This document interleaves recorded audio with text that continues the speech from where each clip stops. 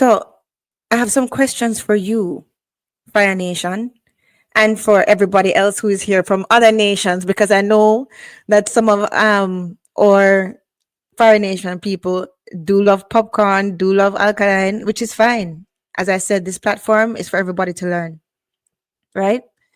We must have a safe place where we can all just come and learn. So this is no diss to any artist, but I'm just giving you some facts. Okay? Good.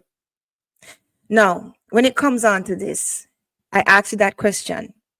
Who taught us what success actually looks like? Why do people argue plaques over arenas? Who decided, Fire Nation, Gaza Nation, every other nation that's here, who decided that plaques are the ultimate validation? Why does the public instinctively respect a gold certification more than a sold out arena? I want you to ask yourself this question. You know how we do it over here? It's every man asking for himself. Who defined the scoreboard? I want you to sit in that. Who defined the scoreboard? There's a question that nobody really asked out loud. That same question, who taught us what success looks like, right? When people hear the gold certified or Billboard #1 or Grammy nominated, they feel something, they feel like, yeah, that means that it's official. Yeah, that means that we're validated. That feels authoritative. But pause. Who designed that scoreboard? Was it our culture or was it the industry?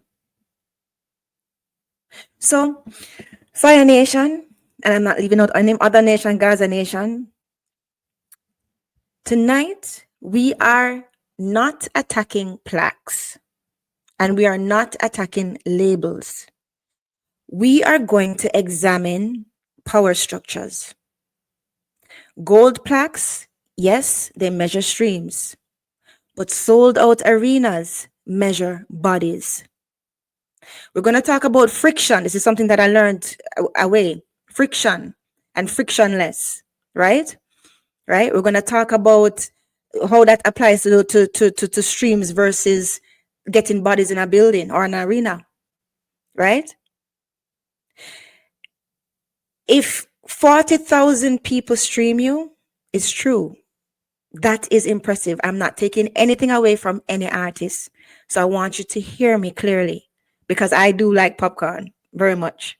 But Vibes Cartel is my artist. These are facts.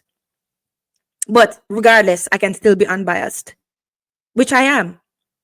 But I give it to you on a platter for you to think about it yourself. I'm not telling you what to think. I'm not telling you what to think. I'm just giving you the information. Afterwards, I can give you sources. Think about it with me. If 40,000 people stream you, yes, that's impressive. If 40,000 people show up in one city on one night, that's coordination.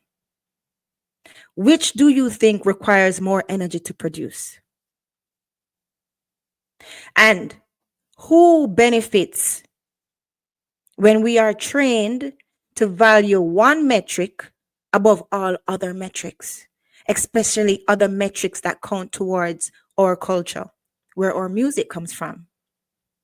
So tonight I went back in history for what I learned, which is the payola history. We're going to talk about that.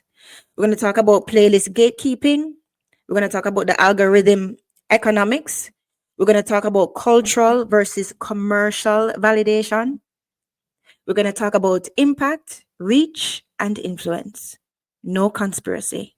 We're just going to talk about the systems. So, you guys ready to start? We're going to start